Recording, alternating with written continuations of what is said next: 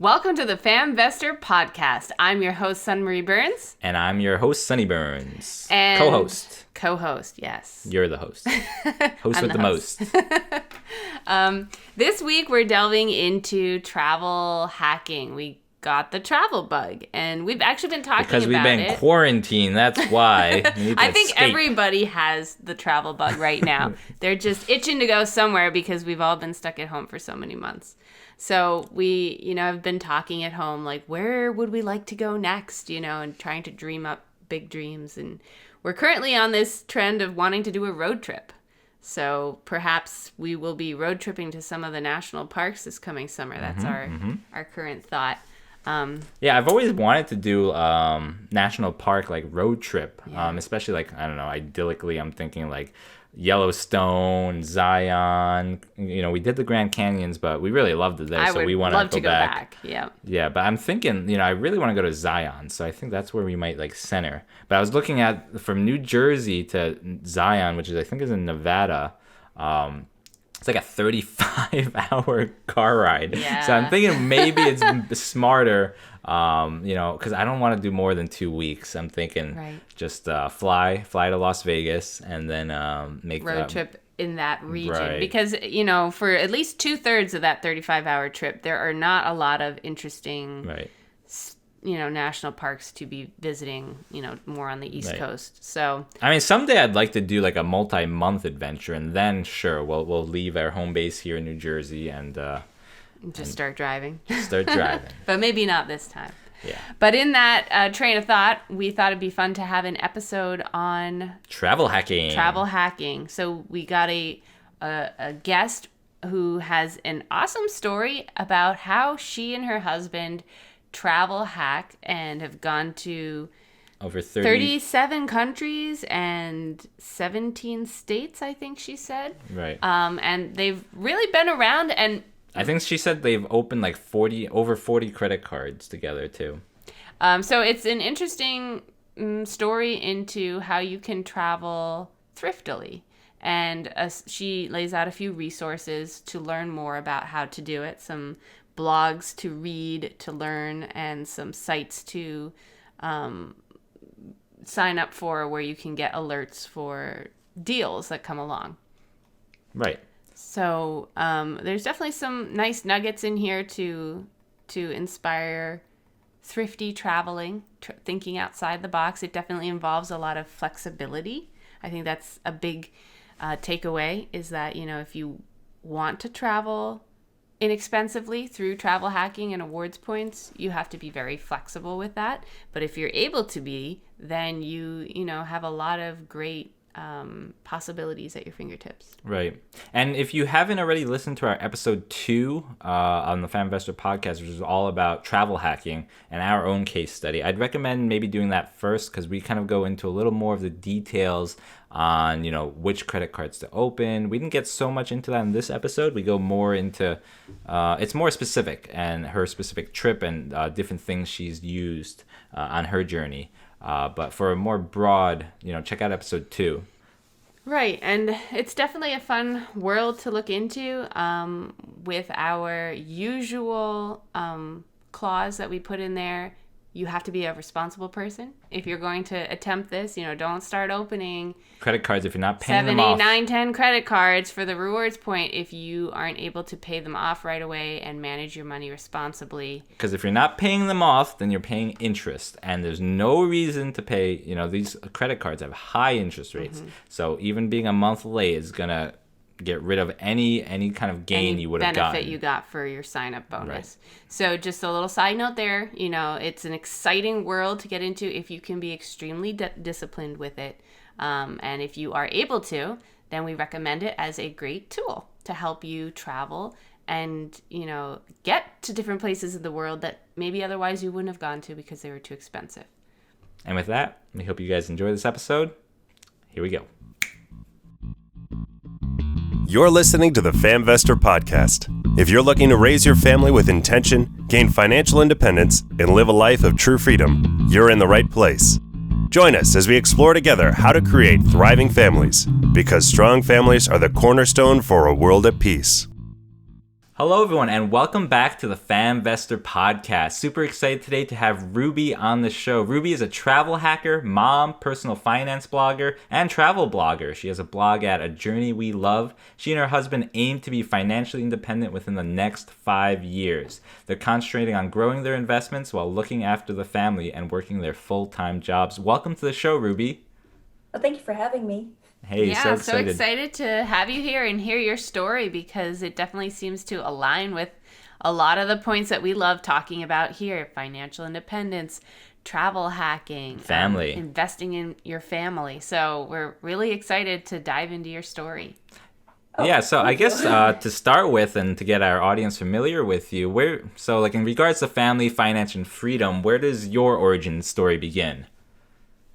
So I am not from the US originally. I am from Manila in the Philippines, and I immigrated to the US in 2013. Okay. Oh, wow. My husband is also not from the US originally. He's from Bratislava in Slovakia, and he moved to the US in 97, I think. Yeah. So he's been in the US for quite some time. Wow. So we're from both like completely different backgrounds. Him from like Eastern Europe. Well, they call it Central Europe. I'm from Southeast Asia. And it kind of like dawned on me when I was working in the UK. So the company I was working at the time sent me there. And then I met like my peers who are like all traveling like on the weekends and everywhere. And they're like my age or like a little bit older than me. And I'm like, if they could do it, I could probably do it too. But then like my biggest issue was like the money. Like I was growing up in a third world country where like we were being paid cents for every dollar. That's why you outsource stuff, right? So that was like my biggest like issue is like, how do I live the life I want without costing me too much money? And that's how I kind of found like Robert Kiyosaki's book, The Rich Dad Poor Dad book, and it kind of like snowballed from there. That's such a transformative book for so many people. It definitely was the first one I read and first one that made me start thinking outside the box as well. Yes, exactly. But it's like when you read it again and again, like all these years later, you find it's like a lot of fluff. But like the main components are there. Like you want to invest or you either want to have like your own like business that's you're not self-employed to actually like create the freedom that you want. So when you were based in the Philippines, where were you traveling? Because I know like we live in New Jersey, and I think it'd take us like 18 hours to go to the Philippines from here. So I'm sure you were exploring a different side of the world. So mostly local and Southeast Asia. So like if you've heard of like people backpacking around Southeast Asia, so I kind of did that route. Okay. Bangkok, Cambodia, Vietnam. So it's kind of fun because I was in my 20s and I managed to do all those things. Yeah. So now I look back and I'm like, oh, it's really fun. And my husband's like, oh, I never had the chance to do something like that. Right. And how did you and your husband meet? And did you meet in America? How did that all happen? So we were working for the same company, and that's the same company that sent me to the UK, and I got sent to the US because they're like, hey, we're setting up a new like department, and you've been to like lots of places before, and you're like open to like moving. So would you like to go? And I'm like, okay. So moved to the US. So I've heard of his name before in various emails, and then I met him personally, and we worked in the same team. Nice. Which caused a lot of like headaches like in the early days, but they were cool about it. What was the rationale behind both of you deciding to settle in America, and I guess now you guys are in Florida? So he's always been in Florida because that's where his family and relatives were. Okay.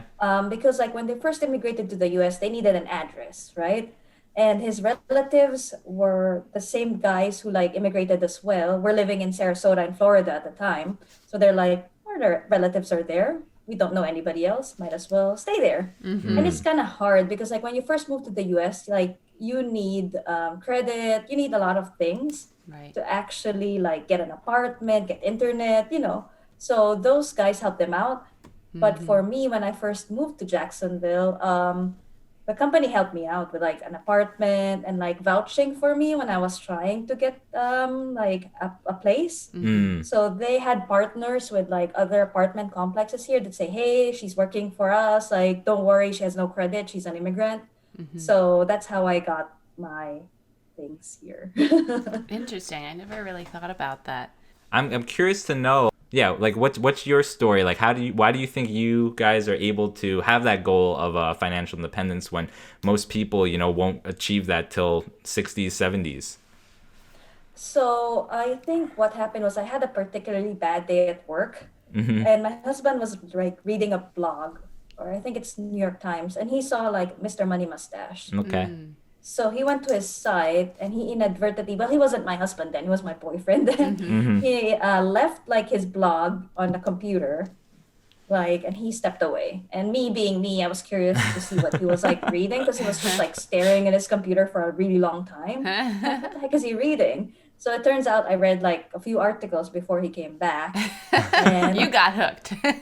I got hooked, essentially. So it's like it's him who found out about financial independence because I think I was new to the country and I'm like have no idea what to like save, like what is a 401k, what's a Roth IRA, am I even like eligible for those? It turns out I wasn't with my job. Oh, wow. So he was like looking for alternate ways, and that's how we like got into that rabbit hole pretty much. So what is your plan of action? Is it through investing? Is it through real estate? Is it through other endeavors? So both.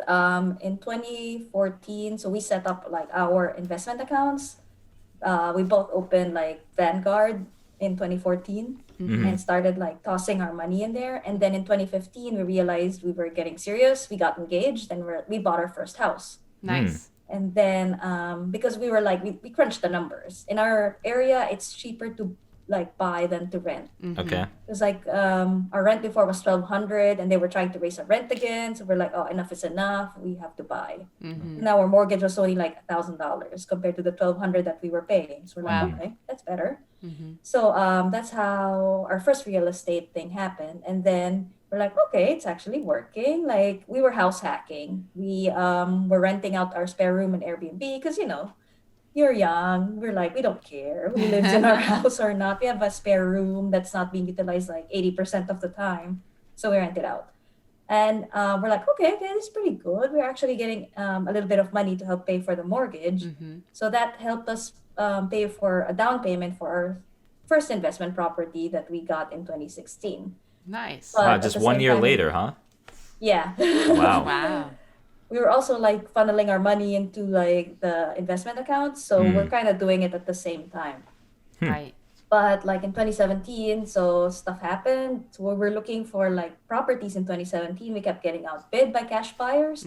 And my husband had to move away because of work. So he moved to a different city in Florida, in Tampa, which is 3 hours away. Oh, wow. So that kind of like derailed our real estate for a bit because we were like, so where do we stay? Do we stay in Jacksonville? Do we live in Tampa?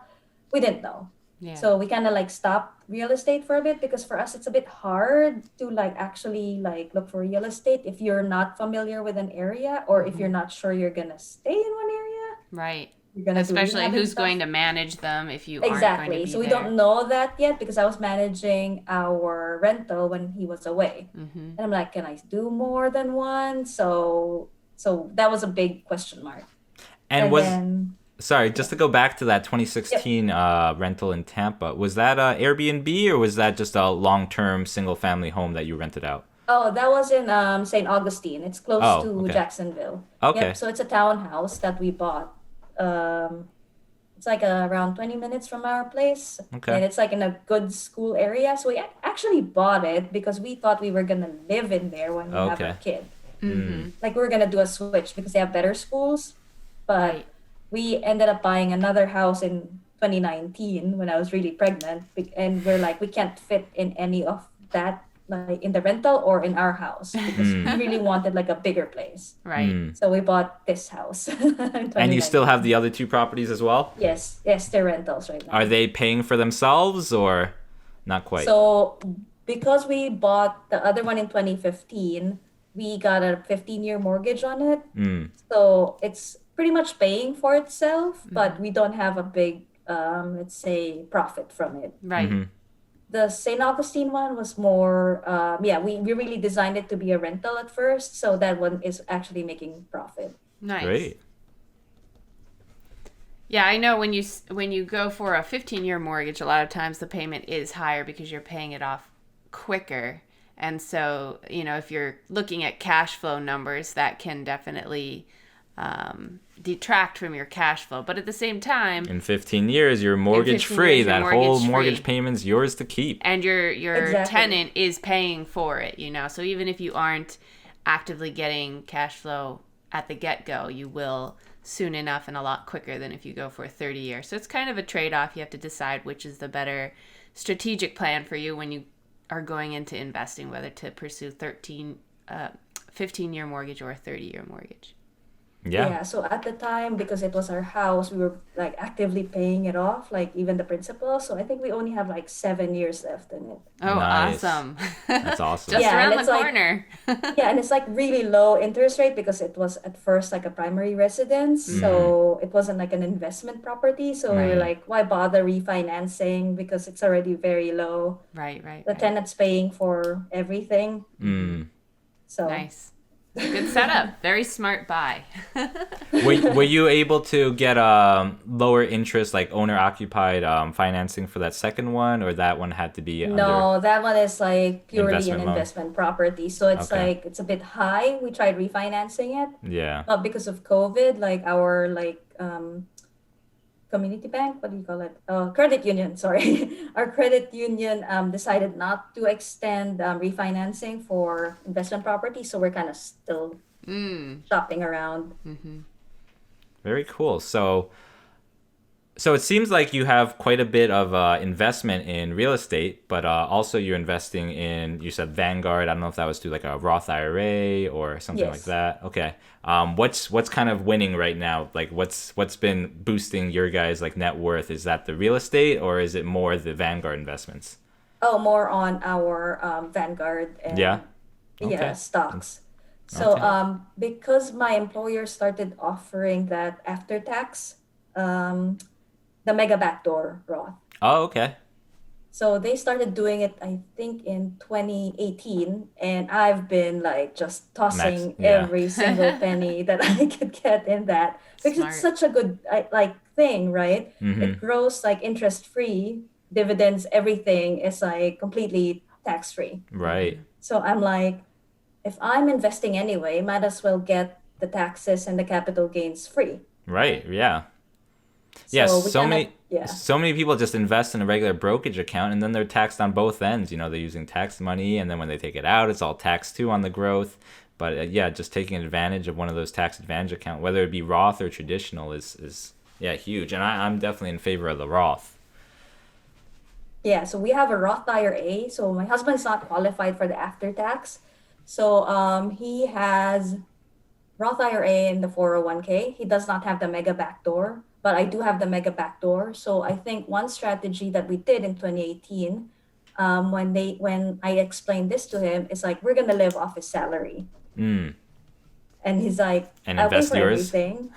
And then you toss everything in the Roth after tax Roth IRA. Wow. That's a smart way to think about. Smart, but so Right. hard to actually pull it off. Yeah. A lot of It's really discipline. hard, especially with a kid. So now he's like, oh gosh, like with the daycare and everything, he's like, Yeah. for now the kid's with us because of COVID. We're scared of like actually putting him out there.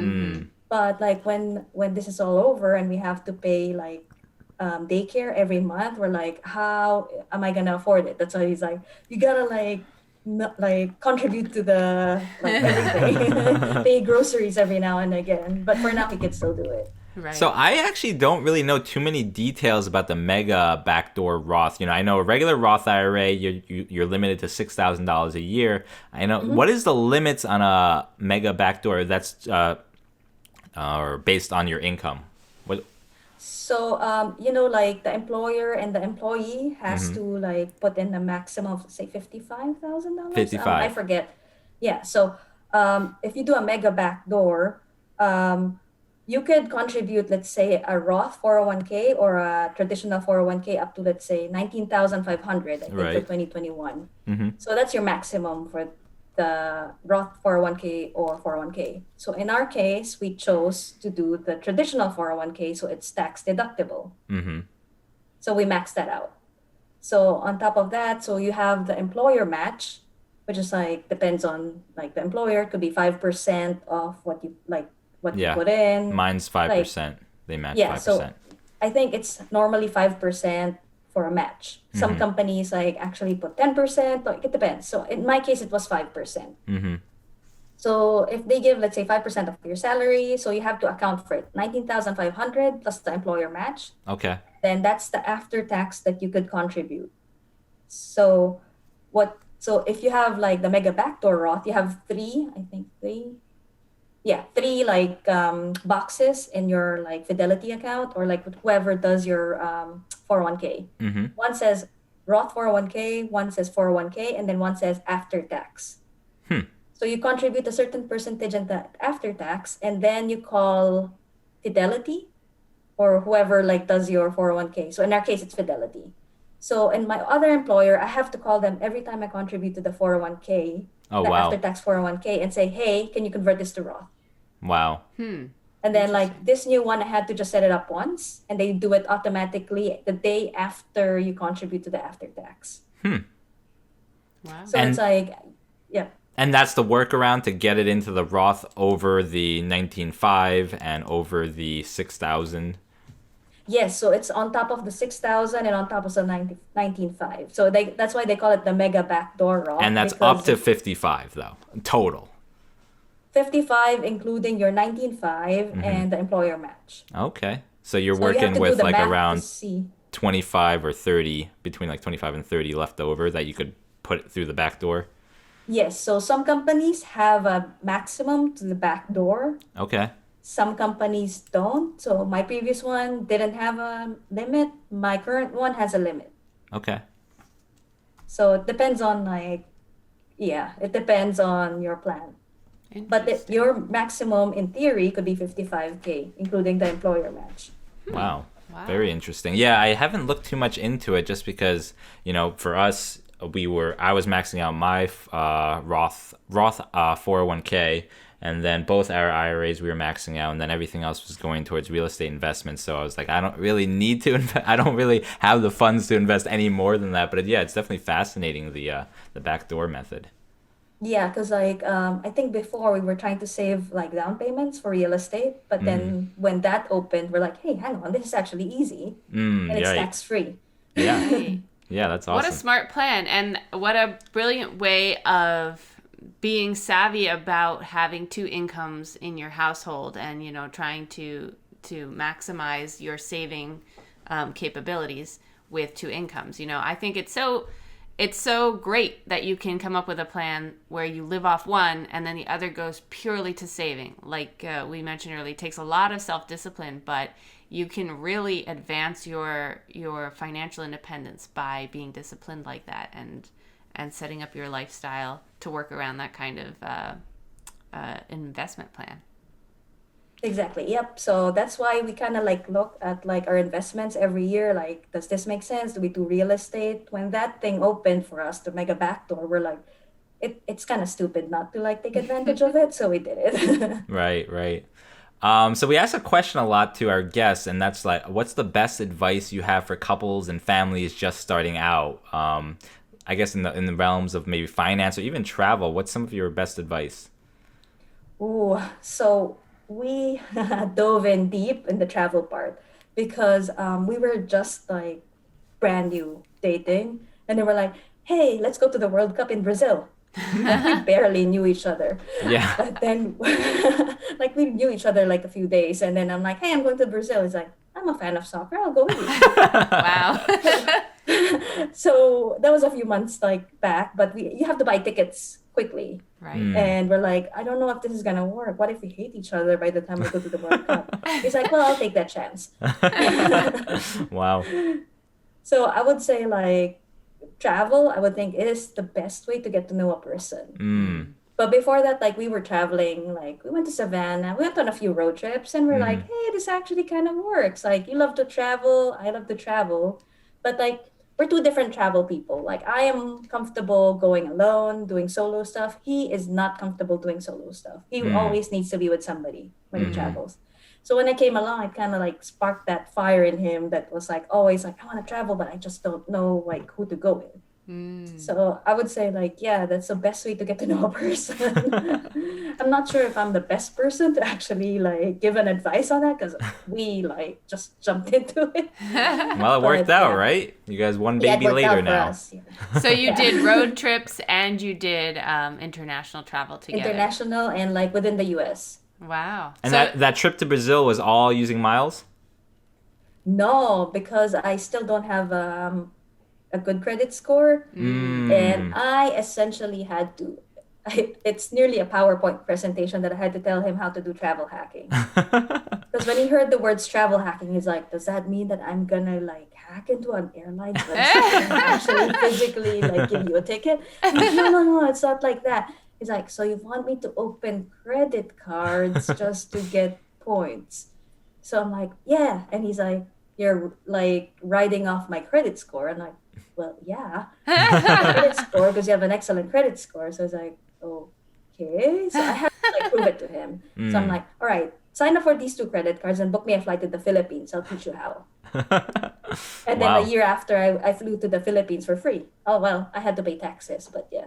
So that Right. kind of like was the proof of concept for him. Very cool. Yeah, I think our first trip was to Japan, right? Yeah. And I couldn't believe that you could actually fly somewhere for free Yeah, I and think taxes. $50 in taxes, and we both got to fly to Japan for free. round trip. And I remember when he first mentioned it to me, this concept of travel hacking through opening credit cards for the sign-up bonus points. I thought it was too good to be true, and I was very skeptical. And he's like, well, we're going to try it. And we did. And it just opened our eyes to this world of traveling, you know, that traveling doesn't have to cost you thousands upon thousands if you're clever about it. Yeah, So- you're like my husband. Yeah. So tell us more about your travel hacking stories, where you went, how you did it, what you paid for it, and the whole story. I'd love to dive into that How many credit cards do you think you've got, both of you have opened to date? for this Oh, gosh, purpose. so many. Over 20?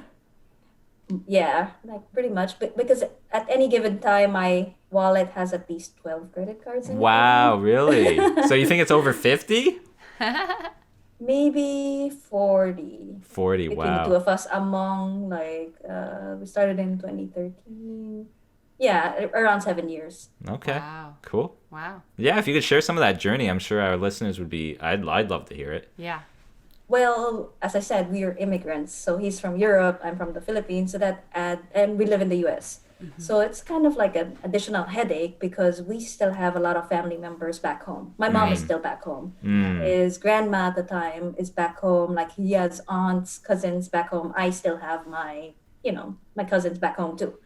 So I'm like, I want to go to the Philippines every single year, but it's expensive. And he's like, well, I want to go to Europe every single year, but it's also expensive. So this is like our big issue. Like, how do we go to Europe and the Philippines and like other trips along the way?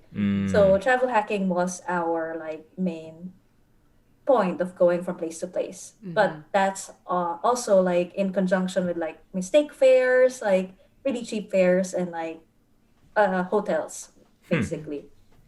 Now, how do you So- find mistake fares? Like, do you have like searches set up ahead of time to alert you when something pops up? Because I know that there's things that pop up, but the thing is you have to actively be watching for them. And I'm wondering what kind of systems you have in place to allow you to do that so that you don't miss a good deal when it comes by.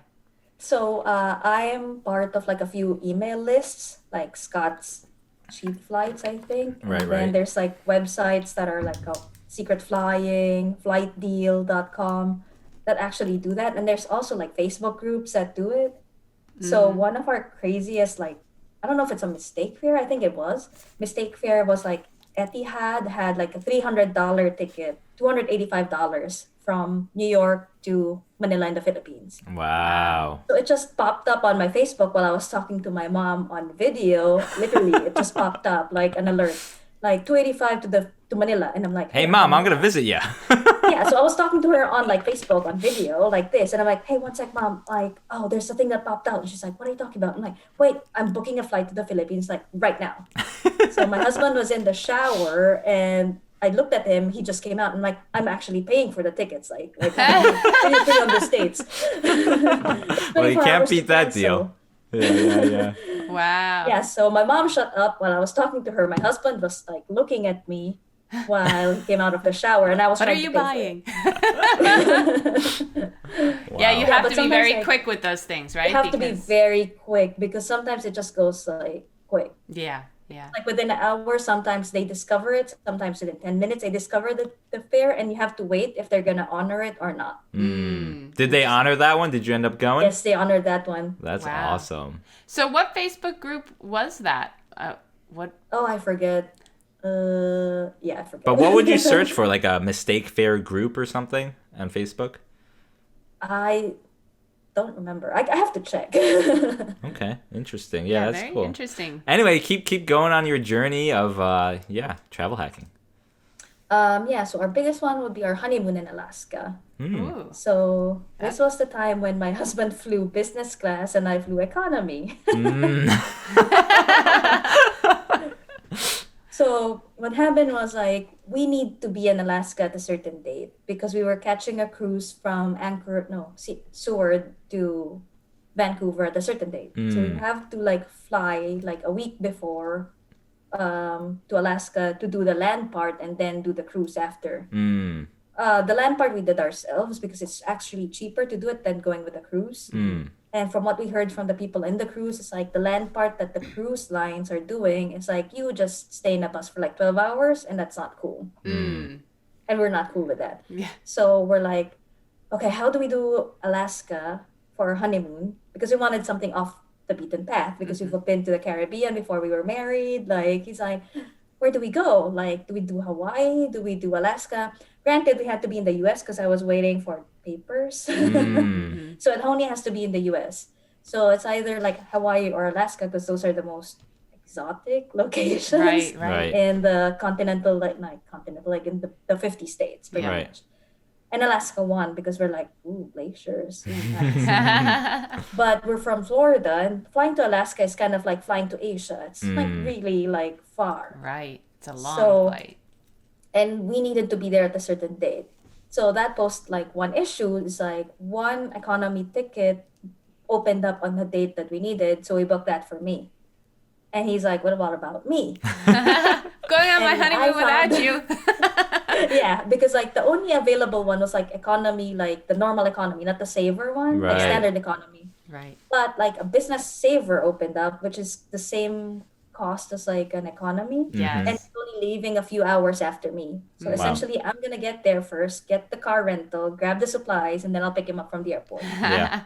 That's And awesome. he's like, so we were trying to decide at first, like, who's going to like go business and who's going to do economy. But he's like, well, you've flown business like a few like times because like you were flying for work. I've never flown business before. So I'm like, fine, you can fly the business. That's so funny. He was in business class, and that was all through American Airline miles. Nice. Wow. Yeah, no, Yeah. actually, when we went to Alaska, that was the only time we've flown other than economy. And we actually, because it was the same reason. Right. We had a wedding in California, and we're like, oh, we're going to California anyway. We always wanted to go to Alaska. We have a friend there. Let's bounce from California to Alaska. It'll be cheaper. But it was like we had to center around the wedding, so they only had like a standard economy. It wasn't saver fare or saver first class fare. So we flew first class at the same rate it would have been for economy, or maybe just a tiny Yeah, bit same. more. Right. So we're like, let's do the first class. Right. Yes. With two little children. And nobody appreciated that in first class. And what was really lame about that whole situation was, so first class is like 2 seats and 2 seats, and they only have like A Three. curtain. well, 3 masks, oxygen masks. yeah, they only have like one okay. extra oxygen mask per row, and because there was 4 We had humans, 2 lap infants. two lap infants, they wouldn't let us sit together because it wasn't for oxygen masks. Right. There was only 3, so we had to sit Separate apart from each rows other with strangers. Right. So we were just like, oh, this is really lame, actually. So what we ended up doing was we flew there on first class, but on the way back, instead of taking our first class ticket, we're like, we just want to downgrade to economy, give our first class seats to someone else. So someone was really happy, and we got to sit in a row with each other that time. Yeah, but, someone got bumped up to first class. Yeah. Yeah, so you got to watch out for the lap infants, because that happened to us multiple times that trip, where we had 2 lap infants, and yeah, we got to save on their tickets, but they separated us because the oxygen masks were in right. Yeah, there wasn't enough quantity for them to accommodate the lap infants. I didn't know that either. Yeah, I mean, you'll probably be okay since you only have 1 lap infant. But when you have number 2, it's something to think about. Yeah. Because, even if you're okay not sitting with your partner, you never know who's going to be sat down next to you, and they might have a problem with having a little baby sitting next to them. Especially those first-class grumps. Exactly. One guy turns to us and goes, "First time in first class?" And I'm like, "Yeah." He's like, "Did you use miles?" And I'm like, "Oh, is it that obvious?" Yeah, because it's so expensive to actually fly, especially international, Like, I looked at my bills from my employer, and they're like $3,000 to fly. Yeah. First, business class at the time. Yeah, we just did it because, like you said, it was like the same amount of miles for a saver business or first class. So to, why not? Economy. Yeah. Yeah, so my husband is getting too comfortable with travel hacking. So now that we have a baby, he's like, I'm not flying to the Philippines on economy. That's hell. So now he's like, I want to fly business class to the Philippines because we have a little one to tow around. Yeah. And I'm like, well, if he's 2 and he's not a lap infant anymore, we all have to fly economy because it's 3 people that I have to pay for. Yeah, no, it gets tough as the numbers grow. Now we have 2 kids over 2, so we have to pay for 4 tickets, and it's so hard to find award tickets, 4 award saver flights on one trip. So definitely, as a couple, I definitely recommend travel hacking, but you can do it, you can still do it, but it gets increasingly harder the more kids you get. Yeah, you might have to do separate flights or break it up. Yeah, that's what we're thinking now, but I'm like, are you gonna survive with a baby for 12 hours? Right. And one thing that a lot of people don't know is for international flights, everyone thinks lap infants are free, but I think they charge 10%, right? 10% of the economy fare for lap infants for international flights. We were supposed to go to Slovakia a few months after our baby was born, I think in August.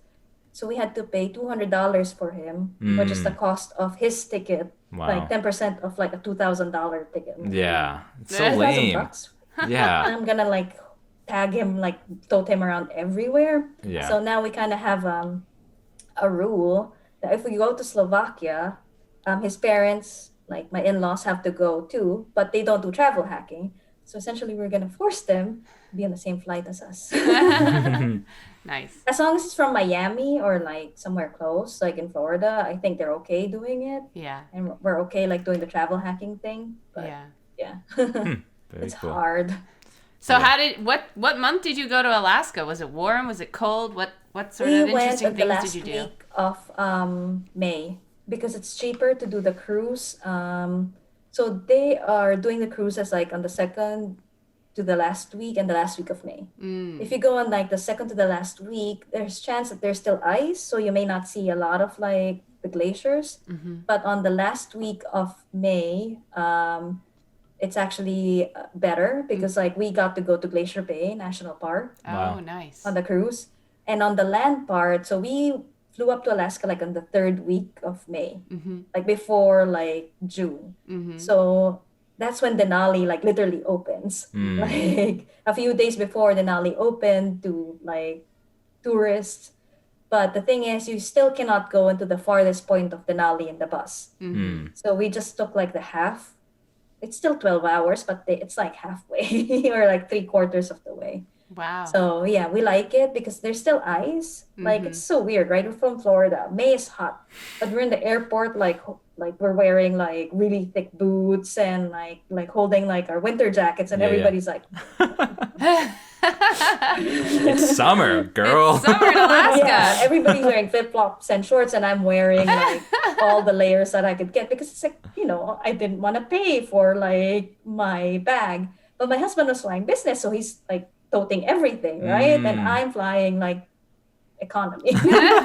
So he has everything and I'm carrying everything with me like in a carry-on. Yeah. Well, and there's something about that depending where you live. You have different tolerances of temperature. We were in Alaska in 4th of July, so end of June and early July, and we still found it to be quite chilly, actually. We had jackets and coats the whole time, and the weather there can be quite extreme even in the summer months. So Yeah, May is really cold. It's like, for us, it's cold. yeah, I believe But it. one thing I would say is if you're doing a cruise in Alaska, like I would do a balcony. We did a balcony and we're like, oh, this is so worth it. Because it's so cold.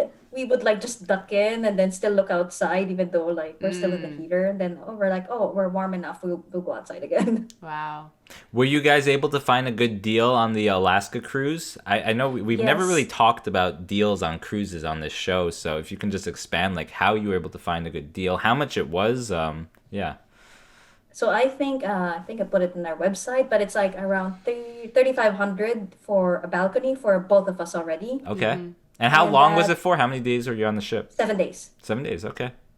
So I thought it was expensive because it's like, 3,500 for two people. So that's like around like $250 per person. But it was worth it, I think. And Yeah. then like within our fare, I don't know if you call it fare, that included all taxes and fees, and it had a $400 cruise credit. Okay.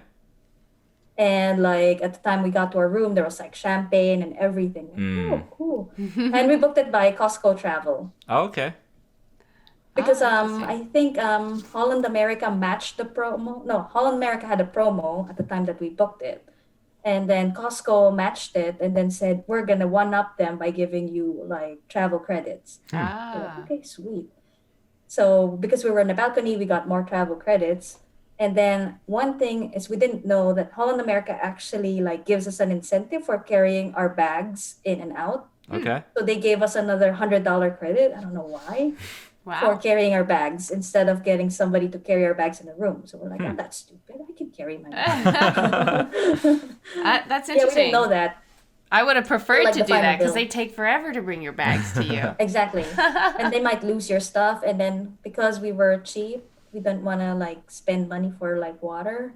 Yes. So we, in the port in Seward, there's like a grocery store, like a big one within like a mile away. So we're like, hey, we can walk from the port to the grocery store. So we walked there, walked back. And then my husband was like, oh God, walking back is not great. Because we were like carrying so much water. Oh boy. Both Yeah. of us. But he saw the price and then he's like, oh, it's worth it.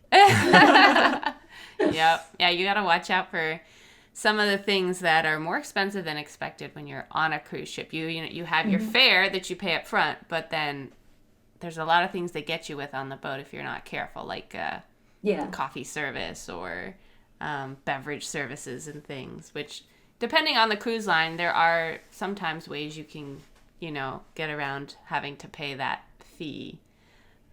I know when we did Yeah, it, plus Alaska. they required they're- a daily beverage Yes. Sometimes. fee. Yeah. So if you do like the beverage, you have to do it for all the people in your room. And it has to be for the whole duration of your cruise. So we're like, we're not going to pay $50 per person for like alcoholic drinks. Right. So we skipped that. Yeah. We're like, we have credits. We could like buy a drink here or there. if we Right. want. Exactly. I mean, who is possibly going to drink in all of that in one day, every single day? It's kind of Exactly. It's too much. excessive. Crunch some numbers and he's like, I think you need to drink at least 5 like drinks per day. And he's like, that's crazy. It's like waking I up, want to having a remember my mimosa. trip. Yeah. And then like lunch I'll have 2 beers and then dinner I'll have 3 beers. It's like it's too much. Right. Yeah. So I'm curious, I know there's probably more of your journey. Maybe let's take some time to see more of your travel journey. But I'm curious, like, how things are now. You had your kid, I guess, now in 2021. So back in 2019, how has that changed, travel outlook for you? Are you guys still traveling? What's that looking like? So we found out we were pregnant in March, and that was like after a trip to New York and after like a few other trips. And I was like, oh, I'm tired, I'm tired. So he just like, oh, let's just go to the doctor. And that's when we found out that I was pregnant. But we already had trips like planned for like July, like June, May. And he's like, oh, thank God we didn't book anything for like October, or November. Mm. So Lucky. I don't know like FinCon, like if you go to FinCon, Yeah, I've if been you to know FinCon. yeah, so FinCon was in September. So he's like, "Oh, that's the only thing that we have to like worry about because you're like so huge. Good thing you could like sell the tickets in like a market." And we Mm. didn't really buy flights or hotels for FinCon yet. So Mm. I'm like, "Okay, so I'll just sell the ticket." That's easy to sell it. That's the only like way. But pretty much like our whole travel for 2019 was good, except in September when I had to stop. I was getting so big. Mm. And then October, it was an emergency C-section. So I wanted to do a lot of trips, like as a like with him as a 6 week old. But Mm. I think I only went on like two trips as a 7 week old and an 8 week old, and just in Orlando and it's only in Orlando. Like I can't really do like trips far away because I was still in pain Right, Mm. after right. having him, and he was not a good sleeper then. But surprisingly, whenever we went on the hotel trips and our staycations in Florida, he slept the whole night. We're like, Mm. we must love the hotel like beds that we put him in. Well, you're brave But just to yeah, travel with a youngster that young, even, it's 7 really weeks old. yeah. Most We people really don't. didn't know. Yeah, we just went to a beach just Little because, and then things. we went to Disney Springs because it's Christmas, and we're like, Mm. hey, it's a cute photo to have him Yeah. for Christmas. But in 2020, we had all these plans. We're like, oh, we're gonna take him to Slovakia to meet the family. We're gonna take him to the Mm. Philippines. All canceled because Mm. we planned everything for like the latter part of the year when he's a bit older. Mm-hmm. Okay. So in April, we were planning of like last year. We were planning to like take him to Michigan Mm-hmm. just for like his introductory airplane, see how he's gonna fare before Mm-hmm. we like actually take him on an 8 hour plane ride and a 20 hour plane ride. So yeah, all those were canceled. The big cruise with his family this year Oh was man. canceled. Oh, that's too bad. Pretty much everything. So all our vacation days. Oh, we also planned like this Virgin Voyages. Like they're like this big adults only startup owned by Mm. Richard Branson. Like my husband's like, let's do it. I want to do it. Yeah, also canceled. Oh man. Oh, There's wow. like this crazy deal for Carnival cruise from Jacksonville. It's only less than $100 per day. Canceled. Everything was Oh canceled. wow. Wow. We had to move our vacation days to like road trips because Mm. Florida, we did the quarantine Yeah. for like a month and a half, and then the governor said, "Oh, everything's back to normal. Everything's still open." So we're like, "All right, we'll try one trip here, one trip there." And then Yeah. when we got comfortable with like finding outdoor things to do and seeing that the hotels are actually kind of safe, Mm-hmm. we kind of decided to like do 3 days, 4 days, and yeah, that's it. Mostly Nice. road trips because my husband's still scared. Mm. What were you gonna do in Michigan? I'm just curious. Oh, there was a deal with Allegiant Air Mm-hmm. from Jacksonville, and it's so cheap. So we're like, we've never been to Michigan. We wanted to go to all 50 states. Why not? Okay. Okay. Cool. Thanks. I And- love We'll find how. out what. Yeah, we'll find out what to do after we book. Yeah. Yeah. I No, we love do that how sometimes too. spontaneous you are with these. You want to travel, and you don't get bogged down in the planning process of it. You just kind of like see it, book it, and then figure out the details. Right. Yeah, Right. that's the thing. Because like our philosophy is like there's always plenty of things to do Yeah. wherever you go, Yeah. and it's just like a matter of like when you have the airline tickets, there's no going back. Right. And yeah, and I think, there's so much opportunity in travel hacking, but so many people are like, oh, it's too difficult, the dates don't work and blah, blah, blah, blah, blah. But yeah, if you are flexible, you can really take such an advantage and make so many cool trips for such a low amount. And yeah, no, that's really cool that you guys did that. I am curious to go back. You said something about selling tickets because I've never sold tickets. I thought like they're locked to your name. Can you just talk a little bit more about selling an airline ticket? Oh, I didn't sell it. I sold my FinCon FinCon. ticket, not Oh, my airline FinCon ticket. ticket. Okay. I thought you were talking airline ticket. Okay. You had a question? Yeah, Ruby, I was wondering if you could maybe fire off a list of the best travel hacking tips you have, like sources where you find it for hotels, cars, airplanes, cruises, so forth, for those who are interested in starting to look into it and get into it themselves. For hotels, because we also use hotels, I like this website called Award Mapper. Okay. So it Award kind of mapper? yeah, so it's like a big map of like the whole world and tells you like which category which hotel is in. So I just cross-check to see if it's in a good location. But the thing with like, I take it with a grain of salt because they have like Hilton prices that say 30,000 to 50,000, and IHG would say 20,000 to 40,000 points. But they're like airlines now. Like I think IHG and Hilton are, where the price of the hotel room is pegged to the number of points that you're gonna spend. So I have to double check if it's a good deal to actually pay in cash or pay in points. So Do you have to often do pay like for the hotels with points as well?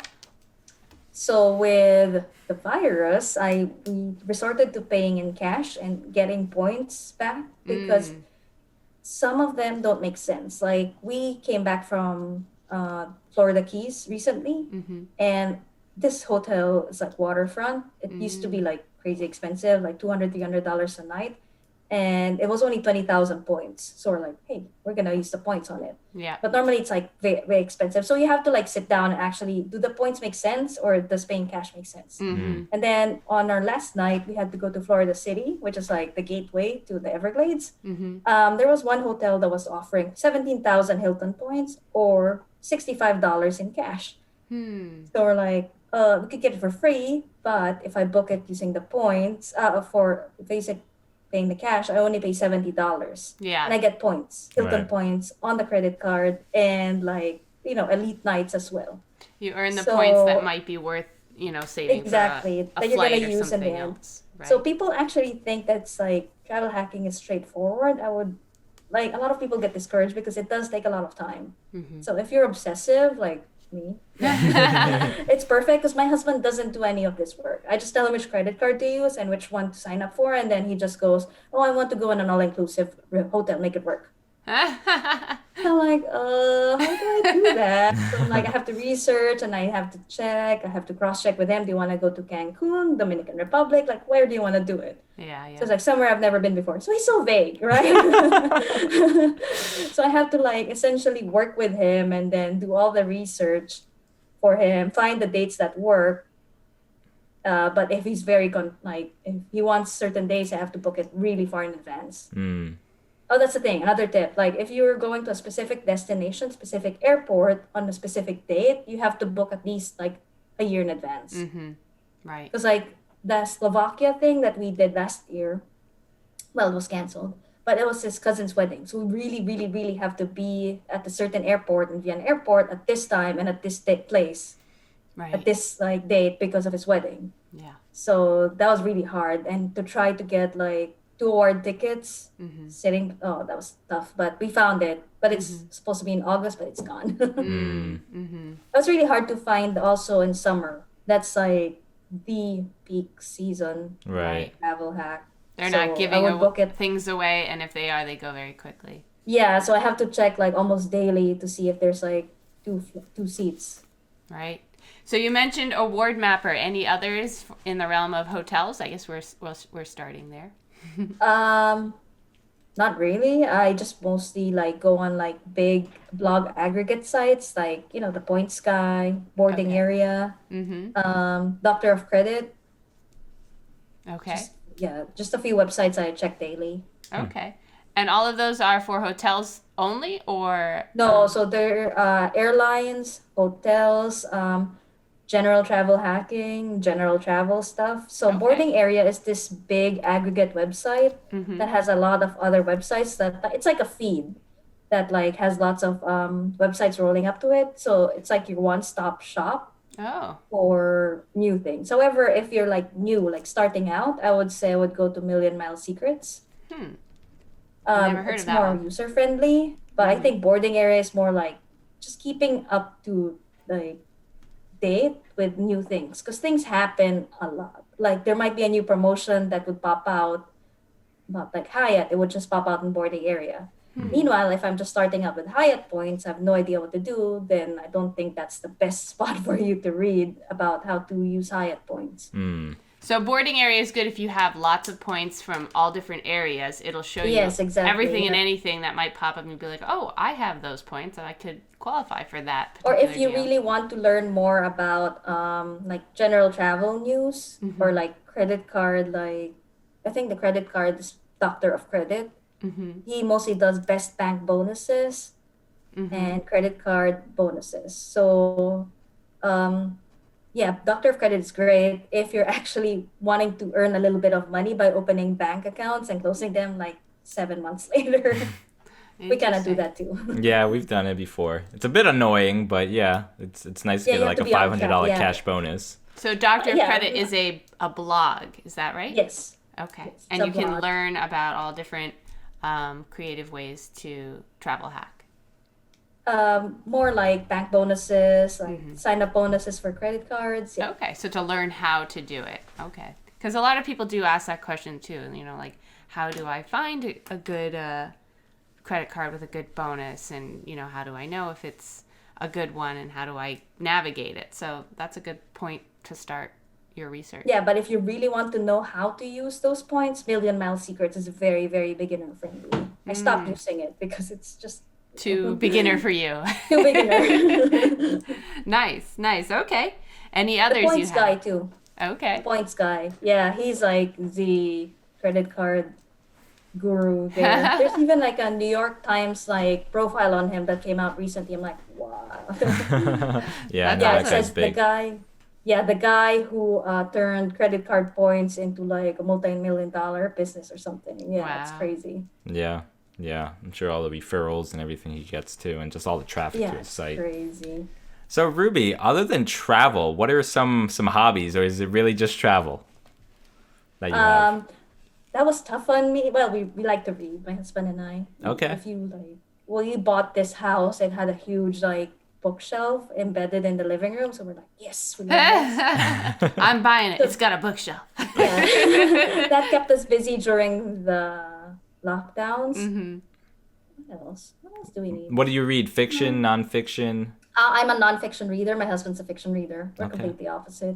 Like he can't stand what I read, and I can't stand what he reads. So for me, it's like a waste of time to read something that's like fiction. What's a book recommendation for the audience that you've read recently?